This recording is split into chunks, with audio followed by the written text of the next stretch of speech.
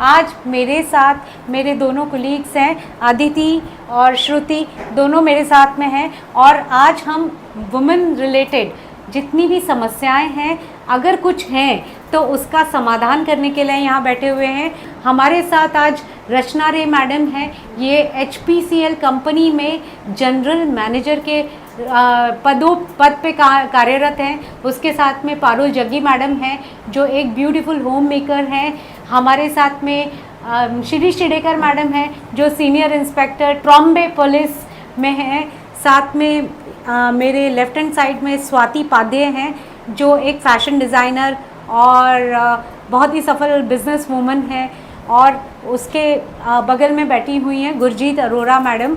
Gurjeet Arora madam भी एक business woman है।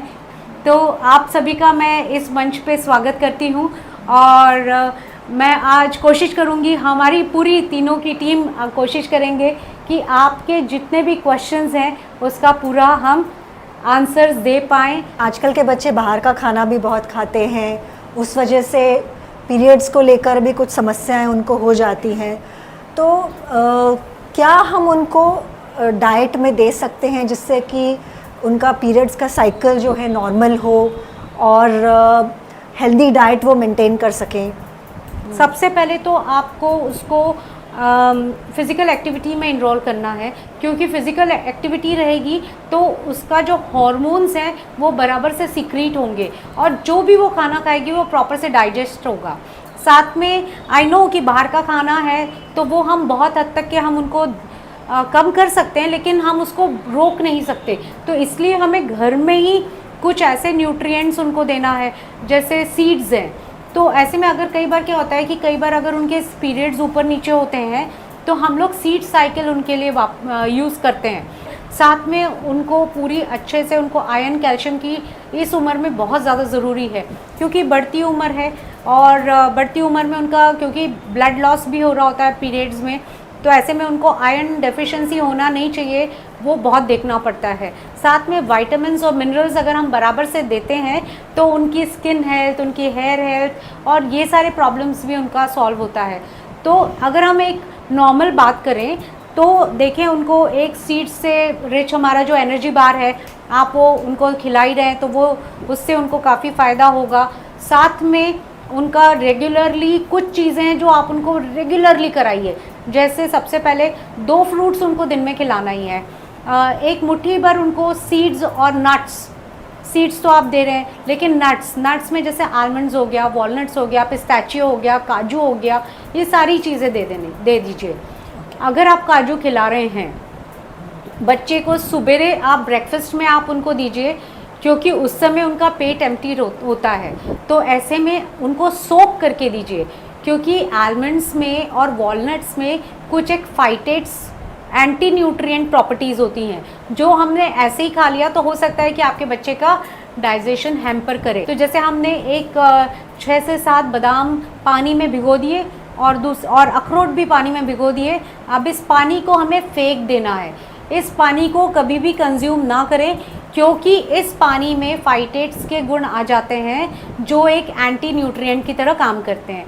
आप ये बादाम और अखरोट इनको दे दीजिए, साथ में उसको पिस्ता भी आप दीजिए, काजू भी दीजिए। साथ में आप उनको अगर अंजीर, 2 अंजीर, कुछ मनुके और कुछ काली द्राक्ष ये आप दे सकते हैं। साथ में हो सकता है तो आप उनको 1 गिलास दूध दे दीजिए।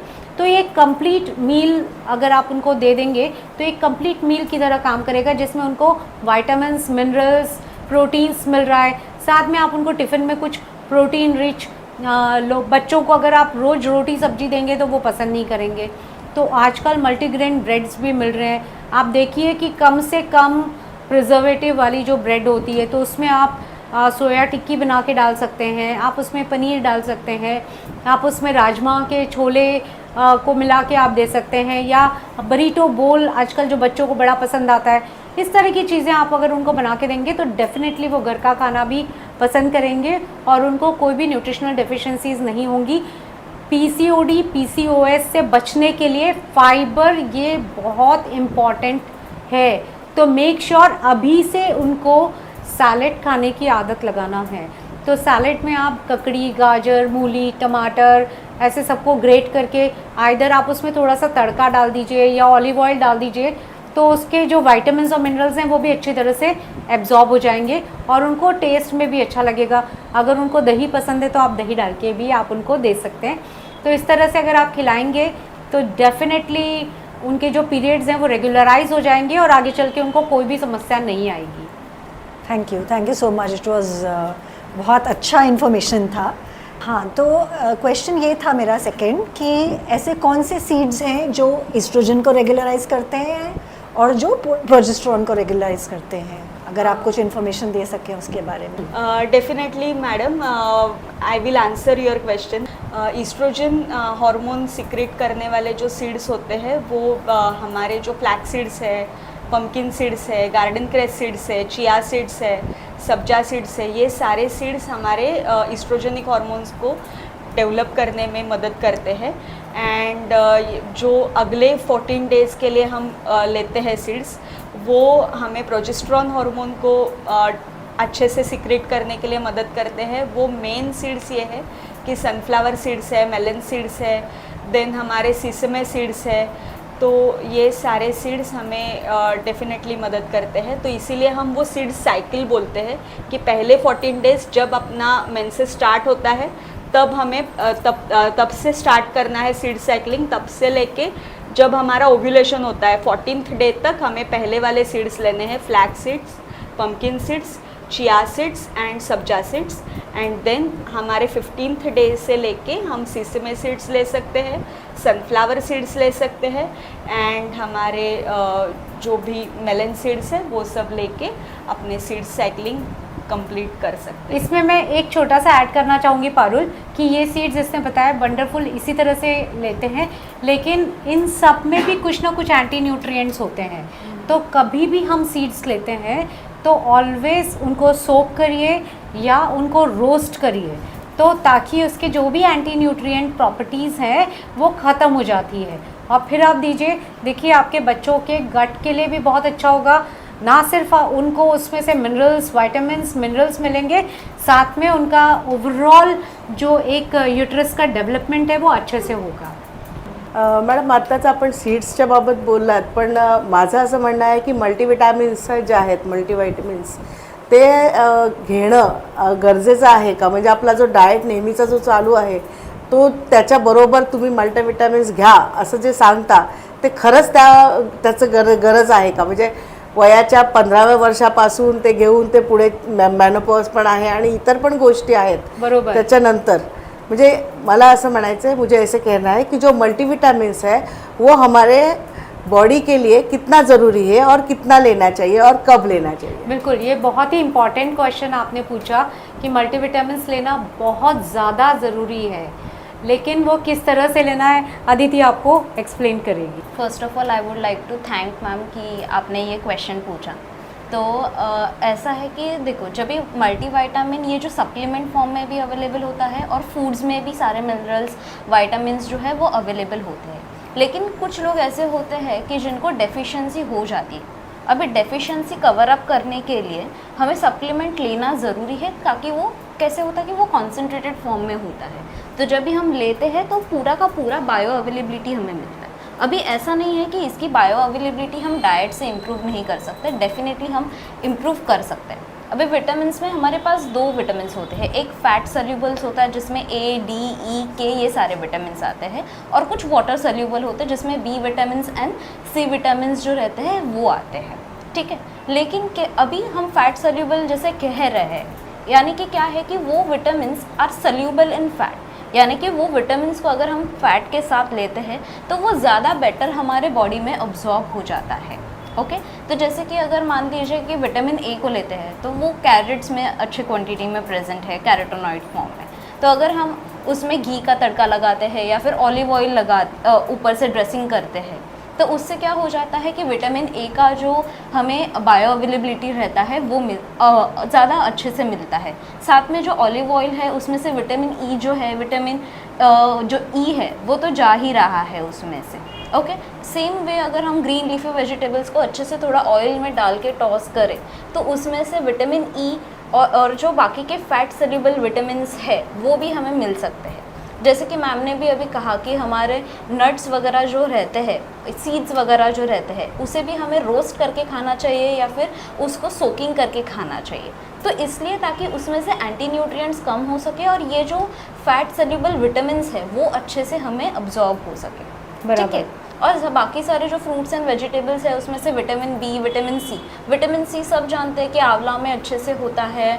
फिर जो भी हमारे जैसे ऑरेंज हो गया या फिर लेमन हो गया, इन सारे चीज़ों में जो है विटामिन सी जो है वो अच्छे से हमें अवेलेबल हो जाते हैं। ओके, अभी है बात इसकी कि जैसे देखो कि ये तो हो गया कि कौन से सोर्सेज हुए। अभी भले हम कितना भी रिच सोर्स खाएं, लेकिन अगर हमारा गट हेल्दी नहीं है तो इसका अब्जॉर्प्शन ठीक तरीके से नहीं होगा, ठीक है। तो सबसे पहला हमारा फोकस होता है, इसके लिए हम जब भी डाइट भी स्टार्ट करते हैं तो हम डिटॉक्सिफिकेशन करते हैं। वो क्यों नेसेसरी है? ताकि आपका गट इतना स्ट्रॉन्ग बन जाए कि आप कोई भी सोर्स ले लो विटामिन का, वो इजीली अब्जॉर्बेबल फॉर्म में होना चाहिए। इसके लिए सबसे पहले गट क्लिनजिंग होना बहुत ही ज़रूरी है और उसके लिए फाइबर का इंटेक एंड वाटर इंटेक अच्छे से रहना बहुत ज़रूरी है। बराबर, एक्सेलेंट आंसर अदिति का, बहुत ही अच्छा है। तो बेसिकली कहने का तात्पर्य ये है कि अगर बहुत बड़ी डेफिशिएंसी है, जैसे आजकल सभी को विटामिन डी की डेफिशिएंसी हो रही है, तो ऐसे में आप विटामिन डी का सप्लीमेंट ले लीजिए ताकि वो कवर अप हो जाए। और उसके बाद आप इस तरह से फूड आइटम्स लीजिए जैसे मशरूम्स हैं, एग योक है, कुछ नॉन वेजिटेरियन आइटम है, इसमें आपको विटामिन डी नेचुरली मिल जाता है। इसी तरह से सारे विटामिन्स अगर सीवियर डेफिशिएंसी है तो ही आप उसका सप्लीमेंट लीजिए। आप अपने, इसीलिए मैडम हम लोग जब डाइट देते हैं तो हम लोग आपका ब्लड टेस्ट कराते हैं, तो जनरली विटामिन B12 और D3 की डेफिशिएंसी काफ़ी मात्रा में देखी गई है। तो अगर बहुत ज़्यादा डेफिशिएंसी है तो उसके दुष्परिणाम ज़्यादा है।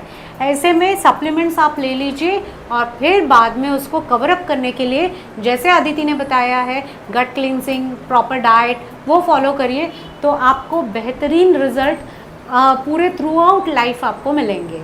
इसका मतलब यही हुआ ना कि फूड के साथ लेकिन टैबलेट भी ज़रूरी है। टैबलेट ज़रूरी, मैं ये नहीं कहूँगी कि अगर आपकी डेफिशिएंसी डिसऑर्डर है तो ही आपको टैबलेट्स लेना है, अदरवाइज़ इसका टॉक्सिसिटी भी होता है। मैंने कितने लोगों का देखा है कि विटामिन ए के टैबलेट्स लिए जा रहे हैं, आप विटामिन ई के सप्लीमेंट्स लिए जा रहे हैं, लेकिन इतना ज़्यादा लेना भी हार्मफुल होता है क्योंकि वो टॉक्सिसिटी को निर्माण करता है। जैसे अदिति ने बताया 2 टाइप के विटामिन्स होते हैं, एक होता है फैट सॉल्युबल, एक वाटर सॉल्युबल। तो जो फैट सॉल्युबल विटामिन है वो हमारे बॉडी में स्टोर रहता है, लिवर में स्टोर रहता है। अभी लिवर बेचारा छोटा सा कितना स्टोर कर पाएगा, करेक्ट। तो इसके लिए हमें उतनी ही अमाउंट में लेना है। हम अगर रोज़ ही खाने लगे तो एक सर्टेन अमाउंट के बाद में आपको टॉक्सिसिटी क्रिएट होगी और वो आपको बहुत सारे नौजिया हो सकता है, उससे वॉमिटिंग हो सकती है, आपको कुछ अदर टॉक्सिसिटी के सिम्टम्स आपको समझ में आ सकते हैं, कुछ सीरियस एलर्जीज़ भी आपको उससे हो सकती हैं। तो कभी भी विटामिन्स और मिनरल्स को सप्लीमेंटेशन रिक्वायरमेंट के हिसाब से ही लेना चाहिए, विदाउट प्रिस्क्रिप्शन प्लीज़ मत लीजिए। कंचन, मैं ये पूछना चाहती हूँ, जैसे कि अभी इन्होंने बताया कि जो भी सलाद बनाते हैं उसमें ऑयल थोड़ा सा डाल देना चाहिए, तो मेरे दिमाग में तो हमेशा से ये था कि जब भी आप सलाद में या किसी में ऑयल ऐड कर देते हो तो आप कैलोरीज ऐड कर देते हो। कैलोरीज डेफिनेटली ऐड होती हैं। हाँ, आप सॉरी मैं आपको बीच में ही डिस्टर्ब नहीं, बस वही पूछना चाह रही थी कि उन्होंने एक तो शायद ऑयल ऐड करने के लिए बोला और भी कुछ तड़का लगाने के लिए बोला, घी का तड़का। तो एक जनरल कॉन्सेप्ट दिमाग में ये आ गई, लोग आजकल तो घी छोड़ देते हैं, तेल कम कर देते हैं, बट ये जो आपने बोला तो उसमें मैं पूछना चाहती हूँ कि क्या हमको जब भी सलाद खा रहे हैं तो उसमें तेल या घी के साथ खाना चाहिए, वो बेटर होगा, या रॉ सलाद जैसा हम काट के खाते हैं without all these oily substance, वो बेटर होगा? रचना मैडम, आपका क्वेश्चन बहुत ही अच्छा है कि आप दोनों तरह से सैलेड को खा सकते हैं, लेकिन बेहतरीन ये होगा कि आप उसको पूरा ओवरऑल कैलोरी आप कैलकुलेट करिए। और बहुत ज़्यादा तला भुना तो आजकल हम लोग किसी को देते भी नहीं हैं और आप खाते भी नहीं हैं। तो ऐसे में अगर आप 1 चम्मच तेल या घी या ऑलिव ऑयल आप उसमें अपने सैलेड में डालते हैं तो उसका बेनिफिट ये होगा कि आपका जो वाटर जो फैट सॉल्युबल विटामिन्स हैं A, D, E, K ये अच्छे से एब्जॉर्ब होंगे। साथ में आपकी गट को एक ल्यूब्रिकेटिंग एजेंट मिल जाएगा जिससे वो फाइबर के साथ में आपका गट क्लिनजिंग में हेल्प होगा और एक बल्क क्रिएट करके स्मूथली आपको बाहर निकालने में, टॉक्सिन्स बाहर निकालने में मदद मिलेगी। कई बार देखा गया है कि बहुत ज़्यादा रॉ सैलेड खाने से आपको गैस, ब्लोटिंग जैसी समस्याएं होती हैं, तो उससे बचने के लिए भी अगर हम 5 ml ऑलिव ऑयल या घी या तेल का तड़का लगाते हैं तो उससे हम ये समस्या से बचा जा सकता है। अगर हम इसकी कैलोरीफिक वैल्यू देखें तो आपको 45 ग्राम्स करीब आपको 45 किलो कैलोरीज आपको मिलती है, क्योंकि 1 ग्राम फैट में आपको 9 कैलोरीज मिलते हैं। तो इस तरह से अगर हम 5 ग्राम ऑयल लेते हैं तो हमको लगभग 5 9 45, तो 45 कैलोरीज आपको मिलेंगी। तो बहुत ज़्यादा नेग्लिजिबल डिफरेंस है, ये बहुत ज़्यादा डिफरेंस है नहीं, पर उसके बेनिफिट्स अच्छे हैं ताकि एब्जॉर्प्शन में उसका अच्छे से मिल सके। इसके लिए अगर आप थोड़ा सा ऑयल डालते हैं तो बहुत अच्छा है। So that means you are recommending कि whenever we are eating salad उसमें थोड़ा सा कुछ ऑयल या घी होने से वो बेटर होगा। इसीलिए तो मैडम आपको सूप और सैलेड्स में हम लोग कभी पनीर डालने के लिए बोल देते हैं, कभी मूंगफली का दाना डालने के लिए बोल देते हैं, कभी आपको सूप्स में थोड़ा सा हल्का सा घी या बटर का ऊपर से डालने के लिए, पीने के लिए बोलते हैं। यही रीज़न यार एक और चीज़ है, जब सलाद खाते हैं ना तो उसमें बहुत बार हम ड्राई फ्रूट्स भी डाल देते हैं। Is it okay? तो उससे ड्राई फ्रूट्स में आपको अच्छी गुड क्वालिटी फैट्स मिलता है, तो वो भी एक बहुत अच्छा तरीका है आपके सैलेड्स को सैलेड्स में वो मिक्स करने का। Thank you Kanchan. Thank you so much. आपने बहुत अच्छी इन्फॉर्मेशन दी रिगार्डिंग विटामिन्स और उनकी सॉल्युबिलिटी, कौन से फैट सोल्यूबल है, कौन से वाटर सोल्यूबल है। बट मेरे मन में हमेशा ये प्रश्न रहता है regarding the range that we have to maintain of vitamin D and B12, because ये 2 विटामिन्स पे ज़्यादा फोकस रहता है आजकल डॉक्टर्स का भी। हाँ। तो कुछ डॉक्टर्स बोलते हैं कि जो वेजिटेरियंस हैं उनका विटामिन डी एंड B12 थोड़ा लोअर साइड पे रहता है। विटामिन डी का रेंज मोस्टली 35 to 100 बोला जाता है। एग्जैक्टली। बट मेरा मोस्टली 25 तक ही रहता है। हाँ। बट जो मेरे आयुर्वेदिक डॉक्टर हैं उनके हिसाब से ये भी ठीक है कि because you are a vegetarian, तो मैं थोड़ा कन्विंस नहीं हो पाती हूँ कि जब रेंज 35 to 100 है तो 25 ठीक कैसे है। एंड नंबर्स का गेम है पारुल एक्चुअली। हाँ। और वो डॉक्टर कह रहे हैं वो गलत नहीं है। 25 इज़ ऑल्सो ओके, सफिशिएंसी में नहीं आता है, पर एक थोड़ा सा कम है, लेकिन आप उसको आराम से बढ़ा सकते हो। अगर आप सन रेज में अगर आपने वॉक करी 1 घंटा, आप सनस्क्रीन बहुत ज़्यादा अप्लाई मत करिए। आप वेजिटेरियन सोर्सेज में जैसे मशरूम्स को अगर आप खाते हैं तो डेफिनेटली उसमें भी आपको काफ़ी अच्छा विटामिन डी मिलता है। और जैसे आपने मशरूम्स को अगर आप धूप में 2 घंटे रखिए और फिर उसके बाद उस मशरूम्स को खाइए तो और भी आपको विटामिन डी मिल सकता है। तो इस तरह से आप बाकी जो नेचुरल सोर्सेज हैं अगर वो आप लेते हैं, और कुछ जैसे विटामिन्स का सप्लीमेंटेशन भी अगर आप करना चाहते हैं तो वो कर सकते हैं। पर 25 का लेवल भी है, वो कोई बुरा नहीं है, क्योंकि मैंने तो देखे हुए 4 और 5 वाले लेवल वाले तो बहुत ज़्यादा। और विटामिन डी इसके लिए आजकल डॉक्टर इतना एम्फेसिस करते हैं, क्योंकि जब डॉक्टर विटामिन डी का सप्लीमेंटेशन नहीं रहेगा तो कैल्शियम का एब्जॉर्प्शन प्रॉपर नहीं होगा, और कैल्शियम का एब्जॉर्प्शन प्रॉपर नहीं होगा तो हमें ऑस्टियोपोरोसिस, सबसे पहले ऑस्टियोपीनिया होगा, फिर ऑस्टियोपोरोसिस होगा, और फिर आगे चल के बहुत सारे प्रॉब्लम्स, बोन्स रिलेटेड ब्रिटलनेस और ये सारी प्रॉब्लम्स आना शुरू हो जाएंगी। तो इसके लिए विटामिन डी का सप्लीमेंटेशन अगर डॉक्टर बोल रहे हैं तो आप ले लीजिए, पर अगर 25 है तो उसको 30 तक करने के लिए आप नेचुरल चीज़ें करिए। धूप में आप घूमिए, थोड़ा ऑयल लगा के आप धूप में, अगर आपके बालकनी में कहीं आ रहा है तो आप वहाँ बैठ सकते हैं। मशरूम्स खाइए, और अगर हो सके तो एग का येलो पार्ट आप खाना शुरू करिए, उसमें भी नेचुरली विटामिन डी मिलता है। Thank you so much. And B12 का कितना रेंज होना चाहिए? B12 के लिए भी आपको मैंने पूरा मेरा वीडियो बनाया हुआ है, तो मैं आपको वो पूरा B12 का बहुत बड़ा टॉपिक है, तो मैं एक काम करती हूँ, वो वीडियो आपको पूरा फिर से भेज देती हूँ। That will be तो really वो nice. हाँ, बहुत बहुत धन्यवाद। वो Thank you so already, much. क्योंकि हम नेचुरली भी विटामिन B12 को बढ़ा सकते हैं प्लीज़ वॉच मेरा वो जो वीडियो है वो ज़रूर देखिए कि किस तरह से हम लोग B12 को नेचुरली बढ़ा सकते हैं। जैसे आदिति ने बोला था, गट हेल्थ को इम्प्रूव करना इज़ इम्पॉर्टेंट।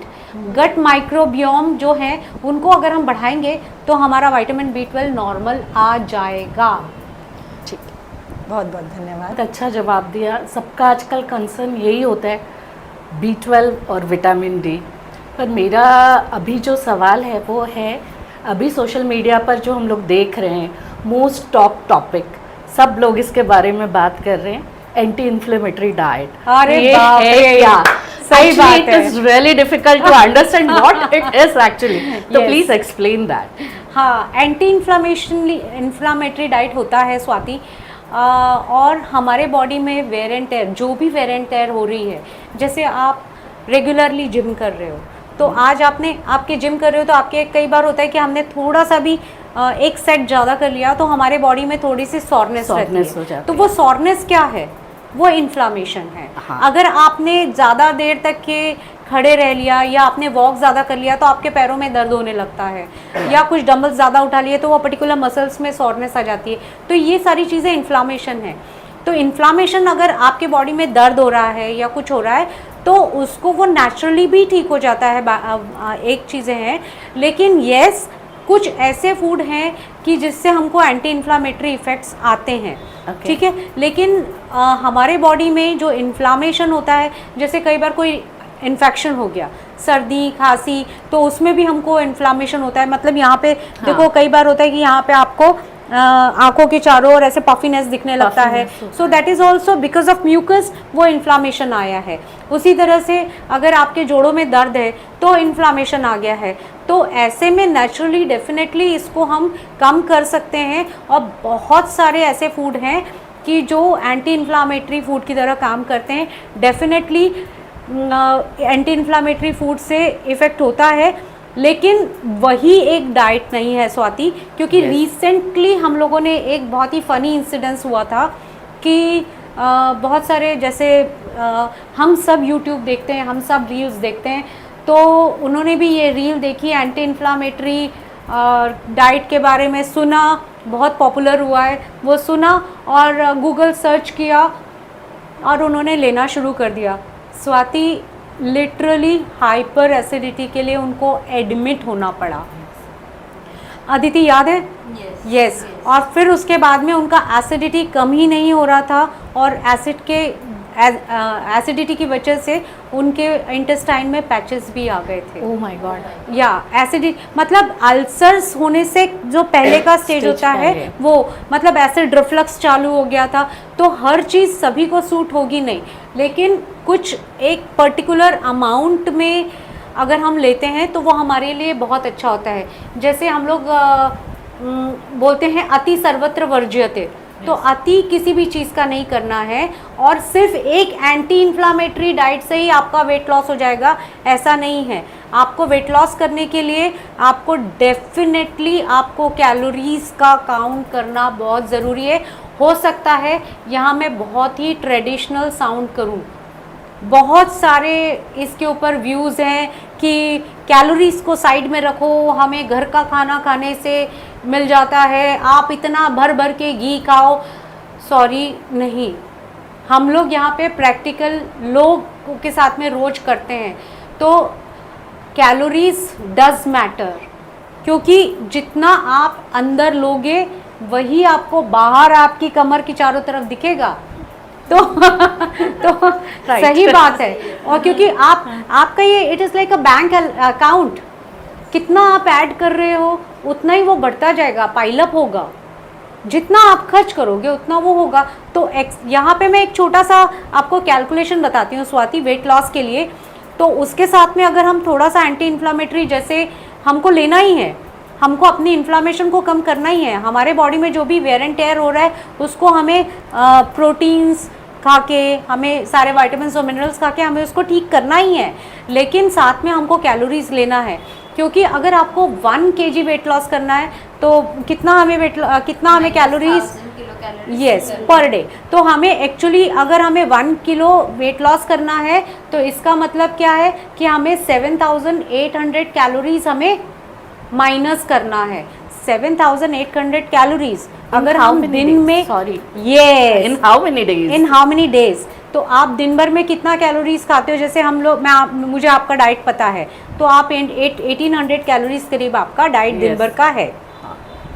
अब 1800 में से जैसे आपको मैंने आप जिम जाना शुरू किया, आपने आप एक्सरसाइज आपने शुरू की, तो लगभग आपके 500 कैलोरीज तो आपके वहाँ बर्न हो ही रहे हैं, जाते हैं। है ना, क्योंकि आप बर्पीज भी कर रहे हो, आप वॉकिंग भी कर रहे हो, आप योगा भी कर रहे हो, और बाकी दिन भर की हाउस होल्ड एक्टिविटीज़ भी हैं, तो वो सब मिला के 500 कैलोरीज हो गए।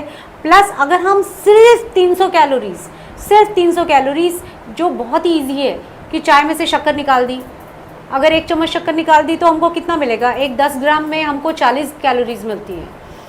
1 चम्मच अगर 10 ग्राम का है तो उसमें हमको 40 कैलोरीज मिल रही हैं।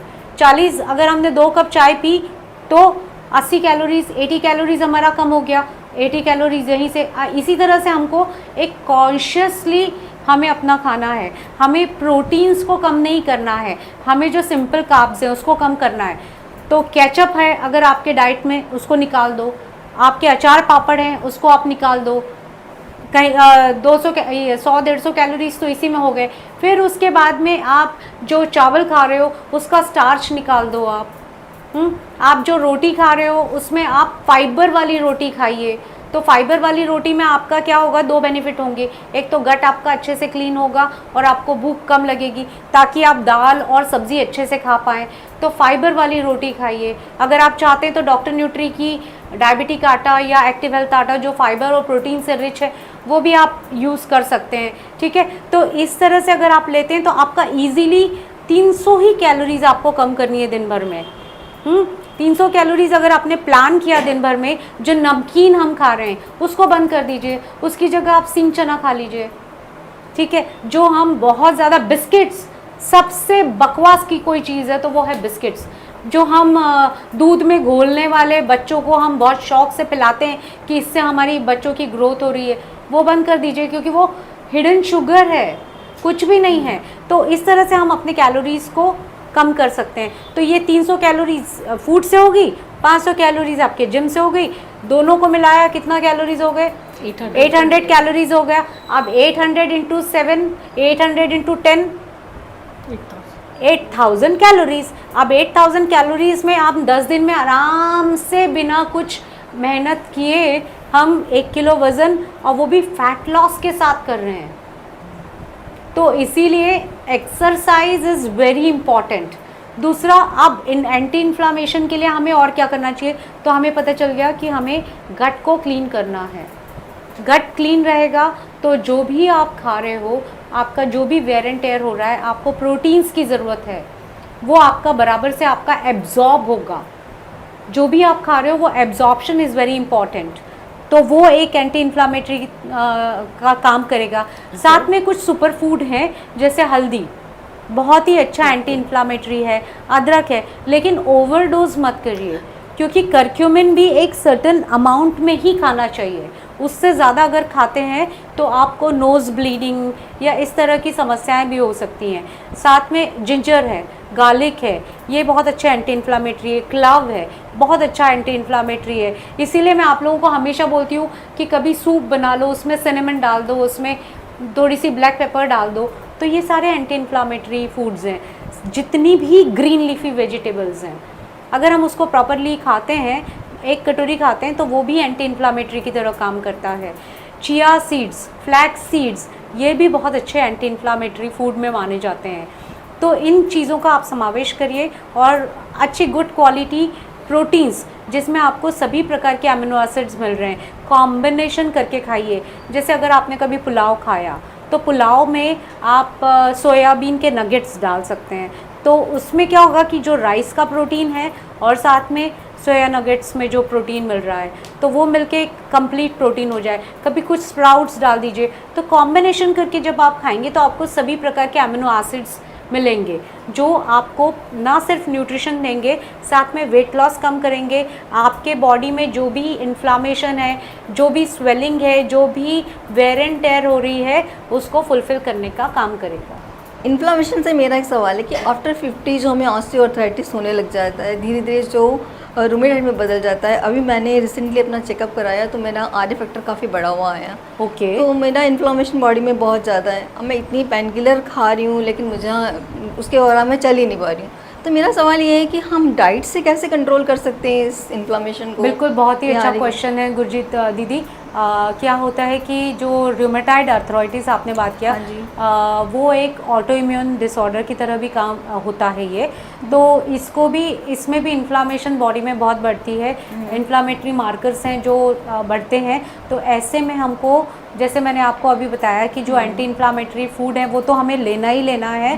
साथ में आपको कैरेट ऑरेंज का juice, vitamin C rich food लेना है, जिससे आपको प्रॉपर एंटीऑक्सीडेंट्स मिल सकें। क्योंकि आपका जो है वो इन्फ्लामेशन, सिर्फ इन्फ्लामेशन की वजह से आपका अर्थराइटिस नहीं है, आपका अर्थराइटिस इम्यून सिस्टम को लेके है। ये रूमेटाइड अर्थराइटिस है। तो रूमेटाइड अर्थराइटिस में सबसे पहले हमें एंटीऑक्सीडेंट्स का यूज़ बहुत अच्छे से करना ज़रूरी है। तो जितने भी फ्रूट्स वेजिटेबल्स हैं, स्पेसिफिकली कैरेट्स, ऑरेंजेस, आंवला और बेरीज़, विविध प्रकार की बेरीज़ आती है, मलबेरी हो गया, ब्लूबेरी हो गया, स्ट्रॉबेरीज़ हो गए, देन चेरीज़ हो गए। तो इन सब का आप अपने डाइट में रेगुलरली इंटेक करना शुरू करिए। गट को क्लीन करना बहुत ज़रूरी है, क्योंकि इसको आमवात कहते हैं हिंदी में। तो आमवात अगर हम आयुर्वेद के प्रमाणे के हिसाब से देखें तो ये आपका पेट की ही समस्या है, और हर चीज़ पेट से ही रिलेटेड है। आपको पेट अगर आपने अपना ठीक किया, उसके लिए आपको फाइबर लेना ज़रूरी है। आपको पेट में कैस्टर ऑयल अगर आपका ठीक नहीं है तो हफ्ते में 2 दिन आप कैस्टर ऑयल, बहुत ज़्यादा नहीं पर 5 ml भी अगर आप लेते हैं तो वो आपका पेट को साफ़ करने में मदद होगा। साथ में लेकिन आपका कितना पेट क्लीन नहीं है, अपने मन से जितना आपको लेना है उतना ही आप लीजिए, बहुत ज़्यादा मत लीजिए कि किसी भी चीज़ से बहुत बेनिफिट हो गया है। कुछ जैसे हर्बल रेमेडीज़ होती हैं, जैसे त्रिफला, जो आंवला, हरड़ा और बहेड़ा, इनको तीनों को मिला के बनाया गया होता है। तो अगर वो भी लेते हैं तो आपके गट को इम्प्रूव करने में मदद होती है। तो ये सारी चीज़ें टॉनिक हैं, इनको अगर आप रेगुलरली लेते हैं तो आपका, इससे ना सिर्फ आपका गट इम्प्रूव होगा बट आपका इम्यूनिटी बढ़ेगी, साथ में आपका इन्फ्लामेशन कम होगा। और जो रिमेटाइड अर्थराइटिस से होने वाले जो दुष्परिणाम हैं, जैसे आपकी उंगलियों में बहुत ज़्यादा अकड़न जकड़न, और कई बार देखा गया है कि उंगलियां बहुत ज़्यादा पेनफुल होती हैं और बहुत ज़्यादा चलने फिरने में दिक्कत आती है। यस, मुझे पेन किलर खानी पड़ती है बहुत ज़्यादा, तभी मैं पेन किलर्स को कम करने के लिए एंटी इन्फ्लामेटरी ये जो जितने भी हैं, सुबह उठते साथ ही आप, अगर आपको एसिडिटी बहुत ज़्यादा नहीं है तो एक गार्लिक का क्लव आप पानी के साथ, गुनगुने पानी के साथ, नींबू पानी के साथ आप वो ले सकते हैं। और फिर उसके बाद में आप, जैसे आप अगर ग्रीन टी ले रहे हैं तो ग्रीन टी ज़रूर लीजिए। डिप वाली ग्रीन टी बिल्कुल मत लीजिए। आप अपनी जो गार्डन से जो ब्रू करके आप उसको लीजिए, उसमें आप थोड़ा सा सिनेमन डाल सकते हैं, उसमें आप थोड़ी सी ये अपना लौंग जो होता है, लौंग थोड़ी सी डाल के और थोड़ी सी हल्दी डाल के वो आप पीना शुरू कर दीजिए। और उसमें अगर आप हाँ, मीठे के लिए आप उसमें कुछ भी ना डालें। बहुत लोग उसमें ये गलती करते हैं कि गर्मी में गरम इसमें वो शहद डाल देते हैं। तो शहद ओवरऑल बहुत अच्छा है, लेकिन गरम चीज़ों में शहद डाल के नहीं लेना है। ऑल्दो शहद एक बहुत अच्छा माइल्ड लेक्सेटिव की तरह काम करता है, तो आप अपने नींबू पानी में इसमें उसमें ले सकते हैं, लेकिन आप गरम बेवरेजेस में शहद डाल के मत लीजिए। तो ये आप अगर इस तरह की आप ग्रीन टी सुबह आप ले लीजिए। फिर जो आपका जो ब्रेकफास्ट है उसमें आप कहीं ना कहीं आप उसमें जैसे ग्रीन चटनी का आप समावेश करिए। तो उससे क्या होगा कि आपका जो किडनी भी क्लीन होगी, लिवर भी डिटॉक्सिफिकेशन होगा, कि कोरिएंडर जो एक वंडर वेजिटेबल है और उसको बहुत ही अंडर एस्टिमेटेड है, लेकिन उससे किडनी और लिवर दोनों क्लीन होता है। और अगर हम थोड़ा सा उसमें अदरक और लहसुन इसका प्रयोग करके हमने ग्रीन चटनी बनाई है और साथ में काला नमक डाला जाता है, जीरा डाला जाता है, तो वो हमारे बॉडी का जो इंटरनल इन्फ्लामेशन और जो वाटर रिटेंशन है उसको बाहर निकालने में मदद करता है। अगर आपको एसिडिटी की समस्या है तो बहुत ज़्यादा ग्रीन चिलीज मत डालिए, लेकिन आप ये चीज़ों से बना के चटनी, ग्रीन चटनी आप जो भी आप खा रहे हैं, रोटी पराठा या जो भी आप खा रहे हैं, तो उसमें आप ये करिए। लेकिन जहाँ तक हो सके गेहूं का प्रयोग कम कर दीजिए, क्योंकि गेहूं से भी देखा गया है आजकल के दिनों में कि ग्लूटेन इंटॉलरेंस की वजह से ऑटो इम्यून का प्रॉब्लम आ रहा है। तो इसके लिए आप थोड़ा सा गेहूं का प्रयोग कम कर दीजिए। बाकी के जो मिलेट्स हैं या हमारा जो आटा है आप वो खा सकते हैं। जो ग्लूटेन फ्री चीज़ें हैं आप वो ले सकते हैं। साथ में तूर की दाल की जगह आप मूंग की दाल का यूज़ करिए, मसूर की दाल का यूज़ करिए, है ना। और अगर आप इस तरह से अगर आप प्रॉपर वेजिटेबल दाल रोटी इस तरह से आप लेंगे तो डेफिनेटली ग्रेजुअली, एकदम से तो मिरेकल होगा नहीं, ग्रेजुअली आपका इन्फ्लामेशन कम होगा। और साथ में फ़िज़िकल एक्टिविटी बहुत ज़रूरी है, क्योंकि इसमें ल्यूब्रिकेशन होने के लिए आपको खुद को करना ज़रूरी है।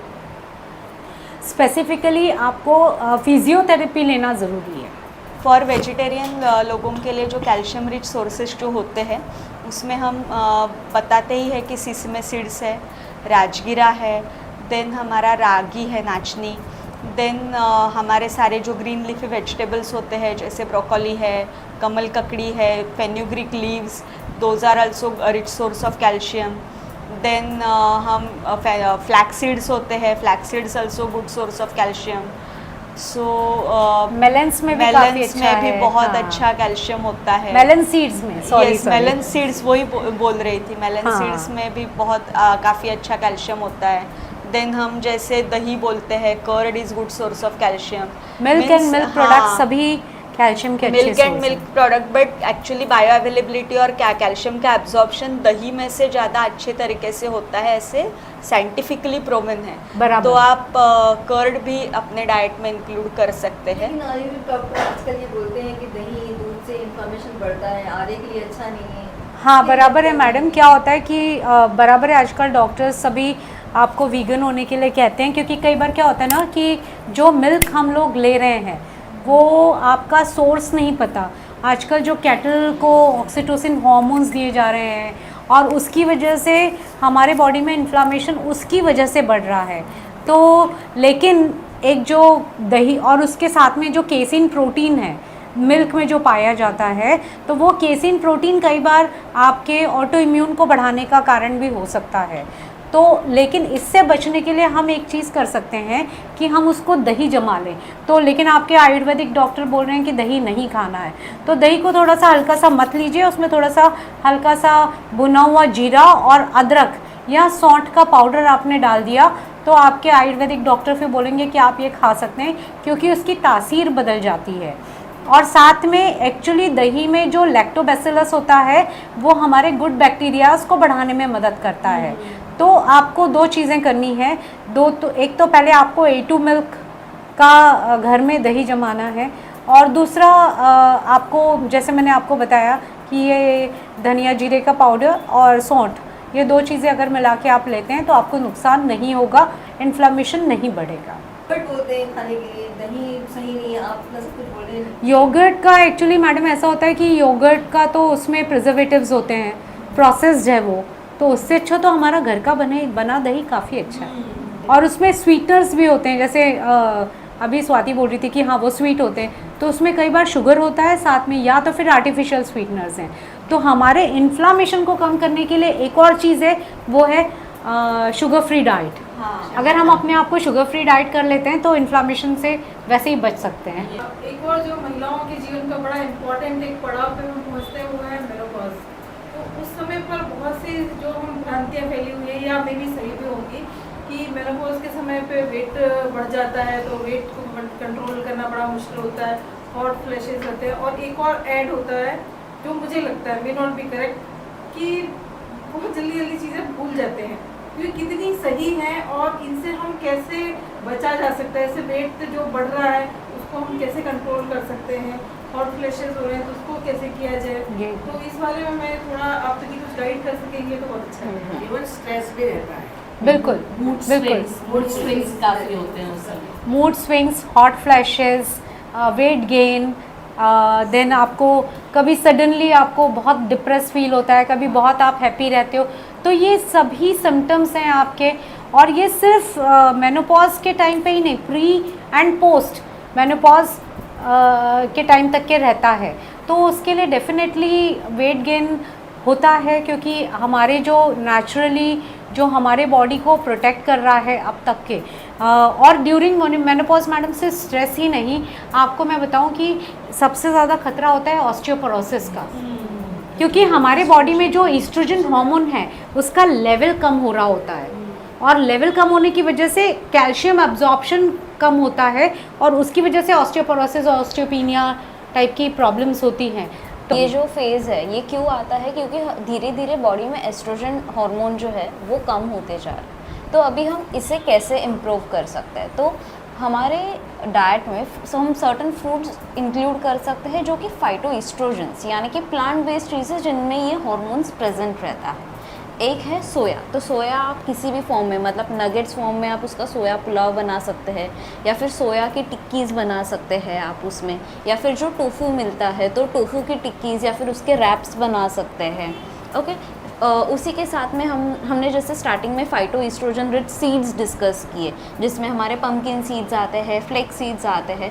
तो ऐसे सीड्स को आइदर हम रोस्ट करके सौंफ में डाल के खा सकते हैं, या फिर हम जो स्मूथीज़ लेते हैं उसमें ऐड कर सकते हैं, या फिर जैसे हमारा एनर्जी बार है तो वो भी आप परचेस करके उसे खा सकते हैं। ठीक है, अभी ये तो हुआ कि हम कैसे इंक्लूड कर सकते हैं ईस्ट्रोजन को। अभी ये सारा जो हार्मोन है ना with in the body control होता है। ओके, लीवर एक ऐसा मतलब ऑर्गन है जो ये ईस्ट्रोजन्स को सिंथेसाइज करने में हेल्प करता है। तो अगर हम लीवर की हेल्थ भी अच्छे रखें, जिसमें हम सोल्यूबल फाइबर को इंक्लूड करें, या फिर हमारी कई डिटॉक्स स्मूथीज़ भी है जैसे कि ABC स्मूथी वगैरह है, तो अगर हम ऐसे सारी चीज़ें अगर इंक्लूड करते हैं तो उससे हमारे लीवर की हेल्थ भी प्रॉपर होती है, और उससे भी एस्ट्रोजन का लेवल जो है वो वेल रेगुलेटेड रहता है हमारे बॉडी में। Thank you. एक चीज़ होती है कि बहुत फ्रीक्वेंटली भूल जाते हैं, तो डेफिशिएंसी की वजह से भी यस, आपको एक्चुअली क्या होता है कि इस समय में हमारे जो न्यूरोट्रांसमीटर्स है उसको भी हमें ठीक रखना ज़रूरी है। जो भूलने की एक ब्रेन फॉगिंग टाइप की चीज़ें हो रही हैं, बहुत सारी चीज़ें एक साथ में हम कर रहे हैं तो उसकी वजह से भी ब्रेन फॉगिंग होता है और आप भूल सकते हो। तो इसी के लिए हमारे अगर हमको ब्रेन हेल्थ को इम्प्रूव करना है तो दो चीज़ें ज़रूरी है, विटामिन E, फैट और फैट्स, क्योंकि हमारा जो ब्रेन है वो 70% फैट से बना हुआ है। अब ये 70% जो फैट है तो हमें मिलेगा कहाँ से, तो वो हमें मिलेगा इसेंशियल फैटी एसिड्स में। अब ये इसेंशियल फैटी एसिड जो गुड फैट्स हम बोलते हैं, जो हमको मिल रहा है एवोकाडो में मिल रहा है, जो हमें मिल रहा है नट्स में मिल रहा है, सभी प्रकार के नट्स बहुत अच्छी मात्रा में हमको essential fats, monounsaturated fats, omega 3 fats, omega 3 rich food जो है वो हमको लेना है ब्रेन फॉगिंग को या मेमोरी को बूस्ट करने के लिए, जो भूलने की समस्याएं होती है उसको बचने के लिए वो लेना ज़रूरी है। साथ में अगर किसी को blood pressure, high blood pressure का प्रॉब्लम है तो प्लीज़ वो चेक करिए, क्योंकि कई बार हाई ब्लड प्रेशर में भी आप थोड़ा सा ब्रेन फॉगिंग होता है, तो आप कंटिन्यूस मॉनिटरिंग बहुत ज़रूरी है। मेनोपॉज एक 50 और 45 के बाद में एक 55 या 56 के एज तक के आपको अगर BP है या नहीं है, मॉनिटरिंग ज़रूरी है, तो वो भी आप मॉनिटर करिए। साथ में आपको अगर इन सब चीज़ों से बचना है तो अदिति और श्रुति ने जो आपको फूड बताएं वो तो खाने ही हैं, साथ में फिज़िकल एक्टिविटी बहुत इम्पॉर्टेंट है ताकि आपके बॉडी की बोन डेंसिटी बनी रहे, आपके बोन्स का स्ट्रक्चर बना रहे, आपकी मसल्स वेल डेवलप्ड रहें। तो ये चीज़ें आपको फिज़िकल एक्टिविटी आपको मेंटल हेल्थ को इम्प्रूव करने में बहुत मदद करेगी। तो मेरे ख्याल से ये सारी चीज़ें अगर हम करते हैं तो इस फेज़ को भी हम बड़े आराम से पार कर सकते हैं। और वेट लॉस की जहाँ तक की बात है, थोड़ा सा डेफिनेटली स्ट्रगल रहता है, बट कंटिन्यूस प्रोसेस। जहाँ पे यंग लोगों का 3 से 4 किलो महीने में हो जाएगा तो वहाँ पे 2 किलो, पर इसका मतलब ये नहीं है कि हमें छोड़ देना है, हमें करते रहना है, प्रयत्न करते रहना है।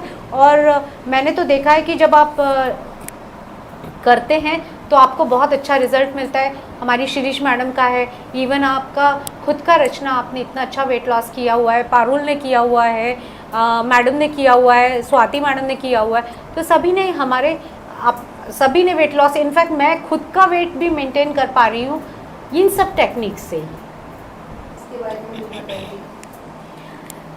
मेंटल हेल्थ के लिए बहुत ही ज़रूरी है, क्योंकि हाँ ये फूड अफेक्ट्स योर मूड। मतलब एक तो दो चीज़ें होती ना कि अगर फूड अच्छा है तो मूड अपने आप देख के वाह आज हमें ये खाना है तो वो होता है। तो हमें इसीलिए जो भी हम फूड बना रहे हैं वो उसको किस तरह से न्यूट्रिशियस के साथ में डिलीशियस बनाना ज़रूरी है। तो कीप मेरे वीडियोस आप please keep watching my videos for such nutritional information. और आप बनाते हुए जब वो मतलब वो आप सब खुद महसूस करते हो सब बनाते हुए चीज़ें, तो उसकी वजह से वो बनाना भी आप चाहते हैं और खाना भी चाहते हैं। तो आज आपको मैंने जैसे आंवला पाचक पिलाया तो मैं भी चाहती तो मैं कोई कोल्ड ड्रिंक या शरबत आपको पिला सकती थी, पर मैंने आंवला पाचक क्यों आपको वेलकम ड्रिंक पे सर्व किया, क्योंकि वो वाकई में क्या आपको कैसे लगा कि ड्रिंक बहुत अच्छा है। तो उसमें आपको मिला एंटीऑक्सीडेंट्स मिले, आपको उसमें एंटी इन्फ्लामेटरी प्रॉपर्टीज़ मिली और साथ में आपको हाइड्रेशन मिला, विटामिन सी मिला, है ना।